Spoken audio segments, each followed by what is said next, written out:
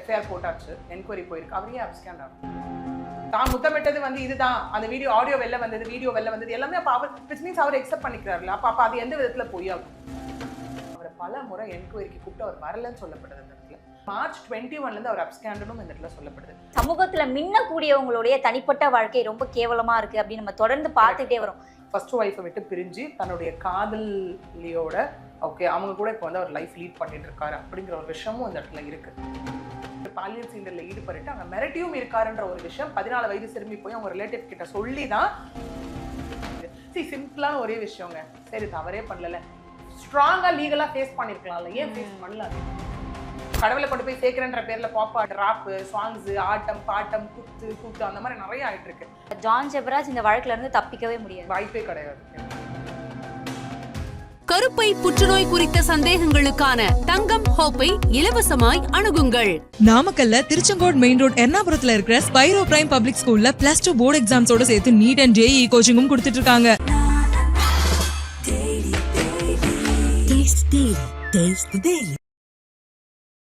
King TV நேயர்களுக்கு வணக்கம். நான் உங்கள் கனிமொழி. இன்று நம்முடன் இணைந்திருக்கும் சிறப்பு விருந்தினர் வழக்கறிஞர் பிரியதர்ஷினி அவர்கள். மேம் வணக்கம். வணக்கம் மேம். மேம், இப்போ சமூகத்துல ரொம்பவே ஃபேமஸா இருந்த மத போதகர்னு நம்ம ஜான் ஜெபராஜ் அவர்களை சொல்லி ஆகணும்.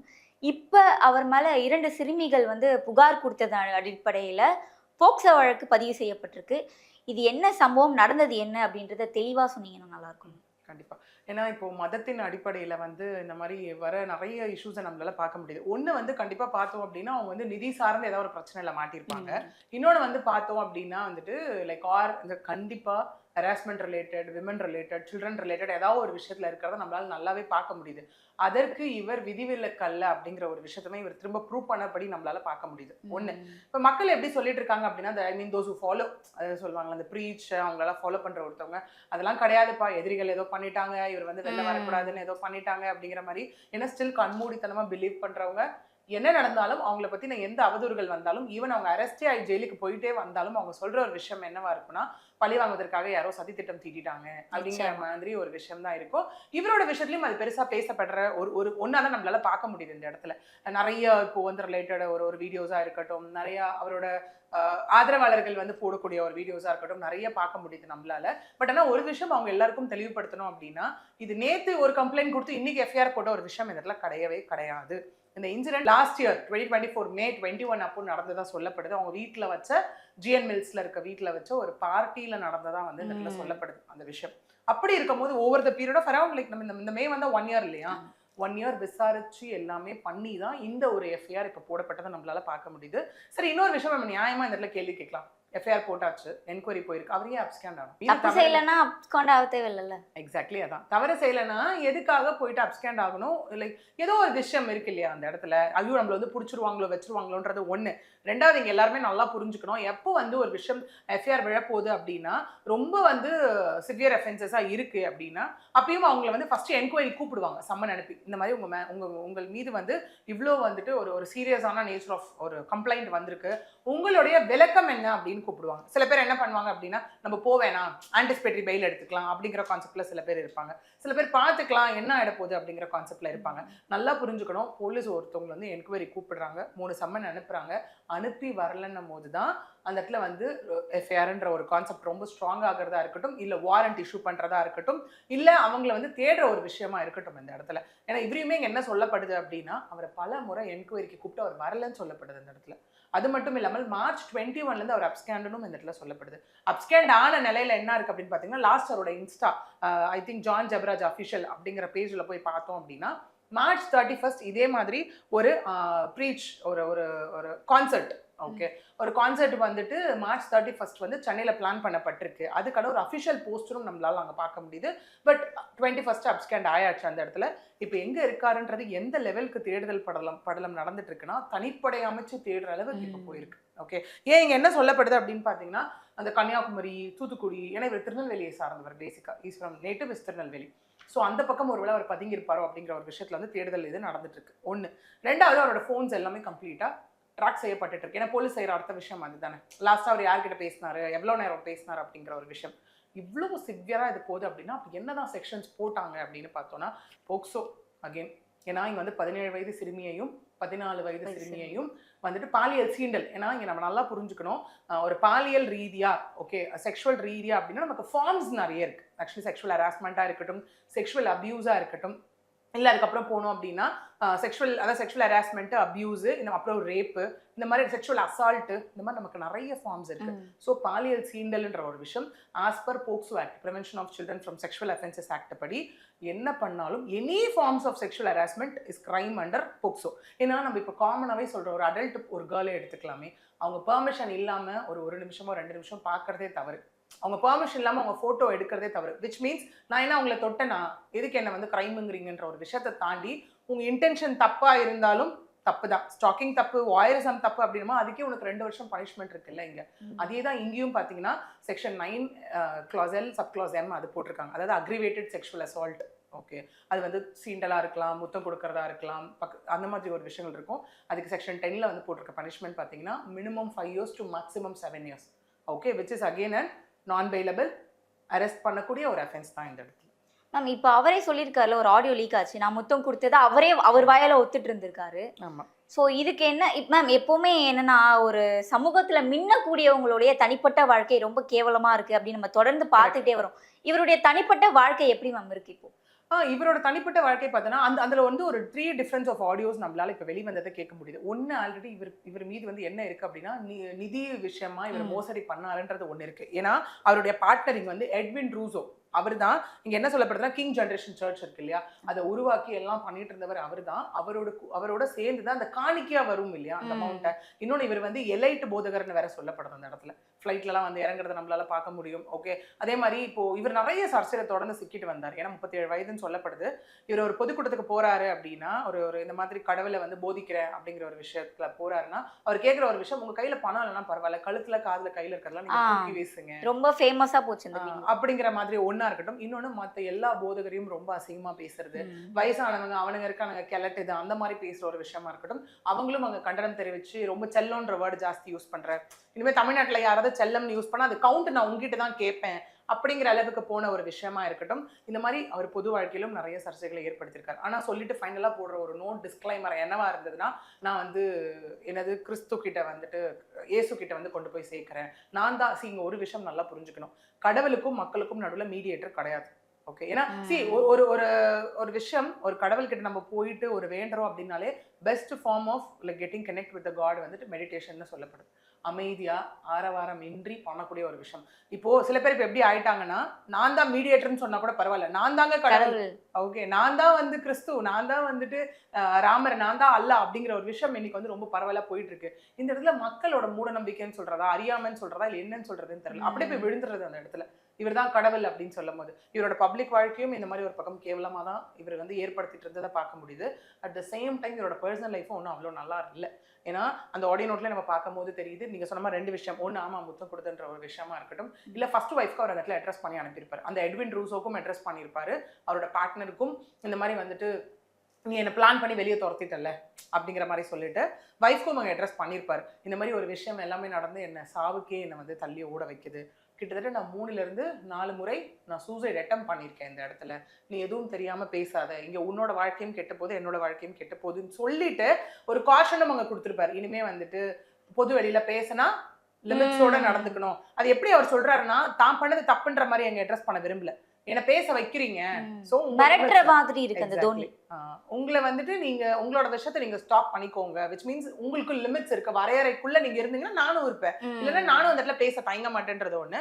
இன்னொன்னு, நீங்க என்ன சொல்லப்படுது அப்படின்னா, ஃபர்ஸ்ட் ஒய்ஃபை விட்டு பிரிஞ்சு தன்னுடைய காதலியோட ஓகே அவங்க கூட இப்போ வந்து அவர் லைஃப் லீட் பண்ணிட்டு இருக்காரு அப்படிங்கிற ஒரு விஷயமும் அந்த இடத்துல இருக்கு. ஓகே, இன்னொன்னும் இதில் என்ன சொல்லப்படுது, ஏன் இந்த அளவுக்கு அக்ரெசிவ் ஆறாங்க அப்படின்னா, அவருடைய ஃபாதர் இல்லா ஓகே அவர் தான் வந்து இந்த 17 வயது சிறுமியை வந்து தத்தெடுத்து வளர்த்துட்டு இருக்காரு. அந்த 14 வயது சிறுமி வந்து பக்கத்து வீட்டுல இருந்து வந்த சிறுமி, அங்க பார்ட்டிக்காக நடந்த ஒரு விஷயம். அப்படி இருக்கும் போது இவர் பாலியல் சீண்டல்ல ஈடுபட்டு அங்க மிரட்டியும் இருக்காருன்ற ஒரு விஷயம் 14 வயது சிறுமி போய் அவங்க ரிலேட்டிவ் கிட்ட சொல்லி தான் அது சென்ட்ரல் ஆல் விமன் போலீஸ் ஸ்டேஷன்ல கம்ப்ளைண்டா ரெஜிஸ்டர் ஆகுது. என்னன்னா இந்த விஷயத்துல நீ வெளில போய் சொன்னா உனக்கு கொன்னுடுவேன்ற அளவுக்கு இவர் மிரட்டி இருக்காரு. ஜான் ஜெபராஜ் மதபோதகர், அவர் மிரட்டி இருக்காரு அந்த இடத்துல. இதையும் கூட போய் சேர்த்து அவங்க ரிலேட்டிவ் கிட்ட அந்த 14 வயது சிறுமி சொன்னதன் விளைவாக தான் இந்த கம்ப்ளைண்ட் வந்து இங்க வந்து ரெஜிஸ்டர் ஆனதை நம்மளால பார்க்க முடியும். நம்ம இப்ப எனக்கு என்ன கேள்வினா, இப்ப இவர் மிரட்டி இருக்காருன்னு வர சொல்றீங்க, அந்த ஆடியோல அவரு எந்த ஒரு கூச்சமும் இல்லாம சொல்லியிருப்பாரு. நான் பண்ணது வந்து கடவுளுக்கு தெரியும், கடவுள் என்னை காப்பாத்துவாருன்னு கூச்சமே இல்லாம சொல்லியிருக்காரு. அது எந்த விதத்துல நியாயம்ன்றது கேசு இருக்காரு, அது அவர் என்ன பார்த்துப்பாரு, என்னை அவர் காப்பார் ரட்சிப்பார் அப்படியெல்லாம் பேசிட்டு இருக்காரு அந்த இடத்துல. ஏதாவது ஒரு இதுல கூட பேசுவார், என்னது என்னுடைய ஆவி வந்துட்டு இது பண்ணும் அப்படிங்கிற மாதிரியும். இன்னொன்று இப்போ இவர் வந்துட்டு இன்னொன்று நல்லா புரிஞ்சுக்கணும், கடவுள் மீது அதிக பற்றோ கடவுள் மீது அதிக பயமோ இருக்கவங்க யாருமே தவறு செய்ய மாட்டாங்க. அதாவது நான் சொல்றது காமன் பீப்புளே அந்த தவறை செய்ய மாட்டாங்க. தான் கடவுளுக்கு மீடியேட்டர், தான் கடவுள்னு சொல்றவங்க எப்படி தவறு செய்வாங்க? அப்ப அந்த இடத்துல என்ன ஆயிடுது, நம்ம தாண்டா பெரியவன், நம்மள கேட்க யாரும் கிடையவே கிடையாது இந்த இடத்துல. அப்படி கேட்டா கடவுளோட பேரை சொல்லி தப்பிச்சிடலாம். ஒண்ணு, இந்த இடத்துல மக்களையும் நான் குறை சொல்ல விரும்புறேன் தான். ஏன்னா மக்கள் அதான் ரொம்ப ரொம்ப பிளைண்டா எல்லாத்தையும் நம்புறோம். மக்கள் ஐயோ அவர் கடவுளை போதிக்கிறவர், அவர் அப்படிலாம் பண்ண மாட்டாரு அப்படின்ற ஒரு தாட்டும் மக்களுக்கு இங்க இருக்கக்கூடியதை வந்து நம்மளால பார்க்க முடியும். நிச்சயமா. ஏன்னா நீங்க சொன்ன மாதிரி அந்த வீடியோல 10 கமெண்ட் பாசிட்டிவா நெகட்டிவா இருந்துச்சுன்னா 2 கமெண்ட் பாசிட்டிவா வருது. பழி வாங்கறதுக்காக மற்ற மதத்தினர் செய்த சதி இது அப்படின்னு சொல்றாங்க. குழந்தையை ஏவி விட்டு குழந்தைய செய்யக்கூடாது. சரி, ஒரு விஷயம் நல்லா புரிஞ்சுக்கணும், அது வந்து ஒரு யாரா இருந்தாலும் தன்னுடைய ஐடென்டிட்டி அழிச்சிட்டு ஒருத்தரை பழி வாங்கணும்னு நினைக்க மாட்டாங்க. ஒண்ணு. ரெண்டாவது நல்லா புரிஞ்சுக்கோங்க, when it comes to the public platform, okay, இல்ல ஒரு லீகல் ஒரு டர்ன் எடுத்துருச்சுன்னா எவிடன்ஸ் பெரிய விஷயம் அந்த இடத்துல. ஓகே, இன்னொன்னு சரி, எல்லாம் சரிங்க, இவர் ரொம்ப நல்லவர், இவரை வந்து இது பண்ண எல்லாமே பாக்குறாங்கன்னா அப்படியே அவரே அவர் கன்ஃபெஷன் ஸ்டேட்மெண்ட் இங்க கொடுத்துருக்காருல்ல, தான் முத்தமிட்டது வந்து இதுதான், அந்த வீடியோ ஆடியோ வெளில வந்தது, வீடியோ வெளில வந்தது எல்லாமே. அப்ப அவர் விச் மீன்ஸ் அவர் எக்ஸெப்ட் பண்ணிக்கிறாருல. அப்ப அது எந்த விதத்துல பொய்யாகும்? இது யார் வந்து இவர் சரின்னு சொல்றாங்களோ அவங்களுக்கு நான் வைக்கிற கேள்வி ஆக்சுவலி இந்த இடத்துல. ஓகே, அப்படி இருக்கும்போது நீங்க எப்படி சொல்ல முடியும்? சரி, உங்களுடைய இப்ப நிறைய பேர் அவர் கடவுளா பாக்குறாங்கன்னு வச்சுக்கலாம், உங்களுடைய கடவுளே இந்த இடத்துல ஒத்துக்கிட்டாரா இல்லையா, நான் செய்தது தவறுதான் அப்படின்னு? அப்ப வேற யார் வந்து அதை சொல்லணும்? அது ஏன் மக்கள் வந்து இன்னும் புரிஞ்சுக்க ரெடியா இல்லைன்றது தான் இங்க கேள்வி. ஏன்னா இது நான் சொன்ன மாதிரி இன்னைக்கு நேற்று நடந்த விஷயம் கிடையாது. 1 இயரா ப்ராசஸ் பண்ணி அவரை என்கொயரிக்கு கூப்பிட்டு அவர் ஒரு என்கொயரி கூட அட்டன் பண்ணாததோட விளைவாக தான் இந்த எஃப்ஐஆர் போட்டு இப்ப தனிப்படை அமைச்சு இந்த தேடுதல் வரைக்கும் வந்திருக்கக்கூடிய ஒரு சிவியாரிட்டியா மக்கள் இங்க கண்டிப்பா புரிஞ்சுக்கணும். மேம், ஜான் ஜெபராஜ் அவர்கள் இப்போ போலீஸ் கையில மாட்டினார்னா அடுத்த கட்ட நடவடிக்கையை என்ன பண்ணுவாங்க? கண்டிப்பா அரெஸ்ட் தான். நான் சொன்னேன் இல்லையா, போக்சோ அப்படின்னும் போது கிடையாது உங்களுக்கு, போக்சோவாகட்டும் குண்டாஸா இருக்கட்டும், இதெல்லாம் உங்களுக்கு பெயில் கிடைக்கிறது ரொம்ப கஷ்டமான விஷயம். நிறைய கேசஸ்ல நம்ம பார்த்தோம் அப்படின்னா பெயில் கிடைக்கும், ஒரு 6 மாசமோ 8 மாசமோ 1 வருஷமோ கழிச்சு பெயில் கிடைக்கும். பட் இமீடியட் ட்ரையல் கமெண்ட்ஸ் ஆகும். ஓகே, இப்போ ரீசன்ட் லா அமெண்ட்மெண்ட்ஸ்க்கு அப்புறம், கிரிமினல் அமெண்ட்மெண்ட்ஸ்க்கு அப்புறம், பிஎன்எஸ்எஸ்க்கு அப்புறம் பார்த்தீங்கன்னா இமீடியட் ட்ரையல் கமெண்ட்ஸ் ஆகும். 60 டேஸ்க்குள்ள சார்ஜ் ஷீட் போடணும் அந்த இடத்துல. போட்டு ட்ரையல் கமெண்ட்ஸ் ஆச்சுன்னா நான் சொன்ன 5 to 7 வருஷம் பனிஷ்மெண்ட்ன்றது கண்டிப்பா உறுதியான ஒரு விஷயமா தான் இந்த இடத்துல இருக்கு. இப்போ இது மட்டும் இல்லாமல் அவர் த்ரெட்டனிங் பண்ணியிருக்கிறதா இருக்கட்டும், இவர் ஒன்றும் ரொம்ப உத்தமரா இருந்துட்டு புதுசா ஒரு சர்ச்சையில சிக்கின மாதிரி இங்க கிடையாது. ஓகே, அந்த மாதிரி கிடையாது. ஏன்னா இவர் அந்த இடத்துல சாப விட்டுருப்பாரு. என்னன்னா அந்த எட்வின் அவருக்கு சொல்லக்கூடியது நம்மளால பார்க்க முடிஞ்சிருக்கும் இந்த இடத்துல ஆடியோல, நீ செய்த விஷயம் பரம்பரையா உன்னை பின்பற்றும் சொல்லியிருப்பாரு இல்லையா? அப்படி இருக்கும்போது இவருக்கே அது தெரியல. சரி, அடுத்தவங்கள ஒரு விஷயம் நீங்க அட்வைஸ் பண்றீங்க, ஓகே, அப்படி இருக்கும்போது அப்ப நீங்க வந்துட்டீங்க அவங்க தவிர நீங்க திருத்திக்கல. ஏன்னா அவர் வந்துட்டு இவர் இந்த ராப் பாடகரா இருக்கட்டும் இல்ல ஒரு பாப் சிங்கரா இருக்கட்டும், அவர் எடுத்த உருவே அவர் அந்த இதுல இருந்து வெளில துரத்துனதுக்கு அப்புறம் தான் பெருசா ஃபார்ம் எடுத்ததை நம்மளால பார்க்க முடியுது அந்த இடத்துல. ஓகே, ஏன்னா அதை சொல்ற மாதிரி அவர் ஒரு சாங் ரொம்ப வைரல் ஆச்சு, அற்புதம் நிகழ போகுது, அந்த மாதிரி ஒரு விஷயம் யாருக்கு நிகழ்ந்துச்சோ இல்லையோ இந்த வருஷம் அவருக்கே நிகழ்ந்ததை நம்மளால பார்க்க முடியுது. சரி, சிம்பிளான ஒரே விஷயங்க, சரி தவறே பண்ணல, ஸ்ட்ராங்கா லீகலா ஃபேஸ் பண்ணிருக்கலாம்ல, ஏன் ஃபேஸ் பண்ணல அந்த இடத்துல? ஏன் ஓடி ஒளிஞ்சுக்கணும்? ஏன் ஓடி? அப்ப தவறு இருக்குன்னு அந்த இடத்துல தெரியுதுல. ஐயோ நம்மள என்னைக்கோ ஒரு நாள் பிடிக்க தான் போறாங்க. ஏன்னா நீங்க ஒன்றும் அவ்வளோ ஈஸியாலாம் அந்த இடத்துல இது பண்ணிட முடியாது. ஏன்னா கிட்டத்தட்ட ஒரு 19 வருடங்கள் கழித்துமே வந்துட்டு ஒரு ஏஐ மூலியமா பிடிப்பட்ட குற்றவாளிகள் எல்லாமே இந்த இடத்துல இருக்காங்க. ஓகே, ஸோ இரட்டை கொலைகள் நம்ம அதெல்லாமே மறந்துருக்க முடியாது. தாய் மற்றும் இரட்டை குழந்தை கொலைகள்ல வந்து அது அந்த அளவுக்கான ஒரு அட்வான்ஸ்டு விஷயமும் போலீஸ் செய்ய தயாரா தான் இருக்காங்க. எந்த நம்பிக்கையில இவர் ஒளிஞ்சிட்டு இருக்காருன்றது தான் இப்ப தெரியல. சரி, ஒருவேளை இவர் நினைச்சிட்டாரு போல, நம்ம வந்து கடவுள் எல்லாருக்கும் அட்ரஸ் ஆயிட்டோம், அந்த இடத்துல வந்து கடவுளை ஆராதிக்கிற ஒரு இடத்துல இருக்கோம், மக்கள் நம்மளை காப்பாத்திடுவாங்க அப்படின்னு நினைச்சாரா என்னன்னு தெரியல. பட் அது கண்டிப்பா சாத்தியம் இல்லாத ஒரு விஷயம் தான். இப்ப நான் ஏன் கேட்டேன்னா, இப்ப யாரு எந்த ஒரு பெரிய இன்ஃப்ளூயன்சர் லெவல்ல இருக்கிறவங்களோ இல்ல நடிகரோ காசு இருக்கவங்க யாரு வந்து போலீஸ் கிட்ட மாட்டினாலும் அரெஸ்ட் செய்யப்பட்டாலுமே உடனே வெளியே வந்துடுறது நம்ம பார்த்துட்டே தான் இருக்கும். இது நமக்கு ஒன்றும் சாதாரண விஷயம் இல்லை. அந்த மாதிரி இவர் வெளியே வர்றதுக்கான வாய்ப்புகளும் அதிகமா இருக்குல்ல. சரி, அப்படின்னு பார்த்தோம்னு வச்சுக்கோங்களேன், வெளில வர ஒண்ணு வந்து பயந்து ஓடிக்கிட்டே இருக்கணும். ஓகே, இல்ல அப்படின்னா நம்ம இவரை நித்தியானந்த மாதிரின்னு சொல்லலாம், பயந்து ஓடிக்கிட்டே 2019 காலி செஞ்சுட்டு போனார். இன்னி வரைக்கும் அவரால் உள்ள வர முடியல. ஏன்னா வந்த கால் வச்சா அடுத்த நிமிஷம் அரெஸ்ட் ஆவாருன்னு தெரியும், அவர் பண்ண விஷயங்களுக்கு எல்லாமே. ஓகே, அப்படி இருக்கும் போது இவருக்கும் கண்டிப்பா தெரியும் அந்த இடத்துல அரெஸ்ட். ஒண்ணு சிக்காம ஓடுறதுனா ஓடிக்கிட்டே இருக்கணும், ஒண்ணு இல்ல சிக்கிட்டாரு அப்படின்னா நான் சொன்ன மாதிரி போக்சோலாம் சின்ன விஷயம் கிடையாது. ஓகே, ரொம்ப சென்சிட்டிவான விஷயம். இது வந்து எப்படின்னா இப்போ இது விஷயம் என்ன சொல்லப்படுறீங்க அப்படின்னா, ஒரு விமென்க்கு அகெயின்ஸ்டான ஒரு கிரைமா இருக்கட்டும் இல்ல குழந்தைகளுக்கு அகெயின்ஸ்டான கிரைமா இருக்கட்டும், அது என்னதான் தனி மனிதருக்கு நடந்திருந்தாலும் அது எப்படின்னா சொசைட்டிக்கு அகெயின்ஸ்டான கிரைமா தான் கருதப்படும் அந்த இடத்துல. ஓகே, இப்போ ஒரு மத போதகர் அப்படிங்கிறது நீங்க சொன்ன மாதிரி இன்ஃப்ளூயன்சர்னா அவங்களுக்கு அந்த சோஷியல் ரெஸ்பான்சிபிலிட்டி இருக்கணும். ஏன்னா இவர் யூடியூப் சேனல் வச்சிருக்காரு, ஒரு 10 லட்சம் சப்ஸ்கிரைபர் மேல வச்சிருக்காரு, மில்லியன்ஸ் கணக்கில் வியூ கொண்டு போறாரு அந்த இடத்துல அப்படின்னா, ஏன்னா நம்ம பேஸா சொல்ற ஒரு விஷயம் தான். ஒரு காமன் பர்சன், ஒரு லேமேனே நம்ம ஒரு 10 பேர் கிட்ட உட்காந்து பேசுறோம் அப்படின்னா நம்ம வாயிலிருந்து வர வார்த்தைகள் எல்லாமே அந்த இடத்துல கரெக்டா கொண்டு போய் சேர்க்கணும். நம்ம சொல்ற ஒரு வார்த்தைகள் கூட யாரையும் தவறான வழிக்கு கொண்டு போயிடக்கூடாதுன்றது இருக்கும். அப்ப இந்த இடத்துல இவர் என்ன பண்றாரு, அவ்வளோ பேர் அந்த இடத்துல நான் வந்து நல்வழிப்படுத்துறேன், நான் வந்து கடவுளை கொண்டு போய் சேர்க்கிறேன் அப்படின்ற ஒரு விஷயம் வந்து அந்த இடத்துல அவர் பண்ணிட்டு இருக்காரு இல்லையா. அப்போ இது வந்து ரொம்ப தவறான ஒரு விஷயம் தான். அப்படி இருக்கும் போது மற்றவங்க ஈக்குவல், ஒரு காமன் பர்சனுக்கு என்ன இருக்கோ அதே ஈக்குவல் வெயிட்டேஜ் தான் இவர் விஷயத்திலும் இருக்க போகுது. ஏன்னா இன்ஃப்ளூயன்சர்ன்றதுனால விட்டுற போகிறது கிடையாது, ஒரு மதத்தின் பெயரை சொல்லி ஏமாற்றியதற்காக இவர் விட்டுற போகிறது கிடையாது, தான் கடவுள்னு சொன்னாலும் அங்க விட்டுற போகிறது கிடையாது. அப்ப ஜான் ஜெபராஜ் இந்த வழக்குல இருந்து தப்பிக்கவே முடியாது, வாய்ப்பே கிடையாது. மதத்தின் பெயரை சொல்லி தவறு செய்தாலும் குற்றம் தான்.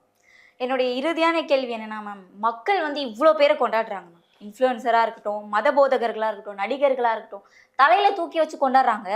ஆனா அவங்களுடைய தனிப்பட்ட வாழ்க்கை வந்து இவ்வளவு கேவலமா இருக்கு, கேலி கூத்தா இருக்கு. இது மக்கள் மேல தப்பா இல்ல இவங்க மேல தப்பா? இவங்க மக்களை நம்ப வைக்கிறதுனால மக்கள் ஏமாந்து போய் அவங்கள கொண்டாடிட்டு இருக்காங்க. ஆனா இவங்க யாருன்ற முழு விவரம், அவங்களோட சுயரூபம் என்னன்னே தெரியாம மக்கள் ஒரு பக்கம் கொண்டாடுறாங்க, சப்போர்ட் பண்றாங்க, தப்பே பண்ணாலும். இது யார் பக்கம் தப்புன்னு நீங்க நினைக்கிறீங்க? சரி, இன்னொன்று நம்ம காமனாகவே யோசிச்சுக்கோங்களேன். இப்போ கூட்டு பிரார்த்தனைக்கு ஒரு பாசிட்டிவிட்டி அதிகமாக இருக்குன்னு சொல்கிறேன். நம்ம எல்லாமே ஒரு இப்படியே போகலாம், ஒரு ஆரா சர்க்கிள் நம்ம சொல்லுவோம். ஒரு ஒரு விஷயம் நம்ம திங்கிங் நல்லது நடக்கும்னா அந்த விஷயம் நடக்கும். அதுக்கு வந்து நீங்கள் நடுவில் ஒரு மீடியேட்டரை வச்சு அதுக்கப்புறம் கடவுளை போய் எடுத்துகிட்டு போய் அதுக்கப்புறம் கடவுள்கிட்ட போகணுன்ற ஒரு விஷயம் இல்லை. அது கடவுள் இருக்குன்றவங்களுக்கு கடவுள், இல்லைன்றவங்களுக்கு ஏதோ ஒரு சுப்ரீம் ஃபோர்ஸ், ஏதோ ஒரு ஃபோர்ஸ் இருக்குது, இல்லாமல் யாருமே இங்கே வர்றதில்லை. இதில் வர சண்டைகள் வேற வரும், எந்த கடவுள் முன்னாடி வந்தாங்க, எந்த மதம் பெருசு அப்படிங்கிற ஒரு விஷயம் இருக்குது. ஓகே, ஏதோ ஒரு ஃபார்ம், அது ஒரு கடவுள் ரூபமாக இருக்கட்டும், இல்லை ஏதோ ஒரு சூப்பர் நேச்சுரல் பவராக இருக்கட்டும், யூனிவர்ஸ் ரிலேட்டடான ஒரு விஷயம், நம்ம எல்லாருக்கும் அதில் நம்பிக்கை இருக்கும் கண்டிப்பாக யூனிவர்ஸ்ன்ற கான்செப்ட்ல இல்லையா. ஸோ இங்கே வந்து எப்படின்னா 2 பேர் மேலேயும் தவற சொல்லுவேன். ஏன்னா டேக் இட் ஃபார் கிராண்டட்னு ஒரு கான்செப்ட் இருக்குது. மக்கள் நம்ம மேலே இந்த நம்பிக்கை வச்சிருக்காங்க அப்படின்னும் போது நம்ம எந்த கேவலமான அயோக்கியத்தனமான வேலைகள் செய்தாலும் மக்கள் வந்துட்டு இப்போ எப்படி ஆயிட்டாங்கன்னா மறப்போம் மன்னிப்போன்ற ஆயிட்டாங்க. அந்த மாதிரி கான்செப்ட்ல மக்கள் இருக்கக்கூடாது. இன்னொன்று மக்களுக்கு இன்னைக்கு இருக்க பெரிய வியாதிய ஞாபகம் மறதி தான். இந்த விஷயத்த மறந்துடுவாங்க. அடுத்த ஒரு விஷயம் வந்துச்சுன்னா அதுக்கு போயிருவாங்க. இப்போ இவரே ஒன்றும் இல்லைங்க, வெளியே வரட்டவங்க வந்து கண்ணீர் சிந்தி ஐயோ நான் அதெல்லாம் பண்ணல ஓகே அப்படின்னு ஒரு விஷயம் சொன்னாலாம் இருக்கட்டும். கடவுளின் பெயரால் கடவுள், நானே கடவுள்னு சொல்றேன், நான் எப்படி இப்படி பண்ணுவேன்னு சொன்னா பாதிக்கப்பட்ட 2 குழந்தைங்களை மக்கள் நினைச்சு பார்க்க மாட்டாங்க. இவரை என்ன பண்ணுவாங்கன்னா அடுத்தது இம்மீடியட்டா மாத்துக்க, ஐயோ பாவம்பா இவரு எவ்வளோ பேர் வாழ்க்கை இவர் இது பண்ணியிருக்காருன்னு. ஆனா மக்கள் இங்க பார்க்க வேண்டியது என்னன்னா, சொன்ன மாதிரி பர்சனல் லைஃப் என்ன மாதிரி இருக்கு. ஏன்னா பர்சனல் லைஃபும் ப்ரொஃபஷனும் நம்ம வேணா சொல்லலாம், பட் ஒன்று கனெக்டிவிட்டி தான். அந்த எண்ணம் இருக்கு இல்லையா, என்ன ஓட்டம் இருக்கு இல்லையா, அப்ப அந்த ஒரு விஷயம் இருக்கு இல்லையா அந்த இடத்துல ஒண்ணு. 2வது என்ன அப்படி மக்கள் இங்க பார்க்கணும் அப்படின்னா, இவ்வளோ இருக்காருல்ல, இவ்வளோ கொண்டு போய் சேர்த்திருக்காரு அப்படின்னும் போது அவரோட பின்புலம் என்னன்னு பார்க்கணும். இவர் இது முதல் வாட்டி கிடையாது. ஆல்ரெடி நிதி விஷயமா இருக்கட்டும், ஒரு பப்ளிக்ல நின்று எல்லாரையும் அசிங்கப்படுத்துற விஷயமா இருக்கட்டும், நிறைய இவரோட வீடியோஸ் வந்து கண்டனம் வந்ததா இருக்கட்டும், இது எல்லாமே மிக தவறான விஷயம். இதெல்லாம் யோசிச்சு பார்த்தாலே மக்களுக்கு புரியும். நம்ம எதுக்கு யாரையோ வந்து கடவுள்னு நம்பி யாரையோ நம்ம சொல்லிட்டு இருக்கோம், அந்த இடத்துல எதுக்கு நம்ம கொண்டு போய் அந்த இடத்துல கொட்டுறோன்ற ஒரு விஷயம். ஏன்னா இன்னைக்கு எடுத்துக்கலாம், எவ்வளோ பெரிய பில்லியனர் நம்ம போனாலும் at the end of the day அவங்க நிம்மதியும் தேடுறது கடவுள் விஷயம் தான். அதுக்கு நீங்க போய் கடவுள் போட்டோ முன்னாடியோ இல்ல ஒரு யூனிவர்ஸ் முன்னாடியோ நீங்க போய் உட்காந்து அந்த இடத்துல ஒரு 5 நிமிஷம் உங்களை நம்ம எல்லாருமே வந்து நம்மளுக்கு ஆசுவாசப்படுத்திக்க தெரியும். அதெல்லாம் தாண்டி நமக்கு நடுவில், ஏன்னா இவரோட ஃபார்மே எப்படி இருக்கு அப்படின்னா ரொம்ப ஆர்ப்பாட்டமான விஷயம். ரீசெண்டா அது ரொம்ப ஜாஸ்தி ஆயிட்டு இருக்கு. கடவுளை கொண்டு போய் சேர்க்கிறன்ற பேர்ல பாப் லைக் ராப் சாங்ஸ், ஆட்டம் பாட்டம் கூத்து அந்த மாதிரி நிறைய ஆயிட்டு இருக்கு. பட் அது இல்ல, அமைதியான வழியில் கடவுளை தேட வேண்டும் அப்படிங்கறது. நான் நமக்கே யோசிச்சு பாருங்களேன், ஒன்றும் இல்லை, ஒரு கோயிலுக்கு போறோம், ஒரு காமனா ஒரு சர்ச்சோ ஒரு மசூதிக்கோ போறோம், அங்க வந்து ஒரு பாட்டு ஓடிட்டு இருந்ததுன்னா அந்த பாட்டை நம்ம ரசிக்கிறோமா டிஸ்டர்பன்ஸா நினைக்கிறோமா? டிஸ்டர்பன்ஸா தான் நினைக்கிறோம். ஸோ விச் மீன்ஸ் ஒரு அமைதி இல்லை, என்னால கடவுளை இது பண்ண முடியல. அப்படி இருக்கும் போது த்ரூ இந்த ஆரவாரத்து மூலியமா எப்படி கடவுளை அடைய முடியும்னு மக்கள் நினைக்கிறாங்கன்றது தான் புரியாத விஷயமா இருக்கு. ரொம்ப தெளிவான புரிதல் கொடுத்திருந்தீங்க இந்த வழக்கை பத்தி. தொடர்ந்து பேசலாம். நன்றி.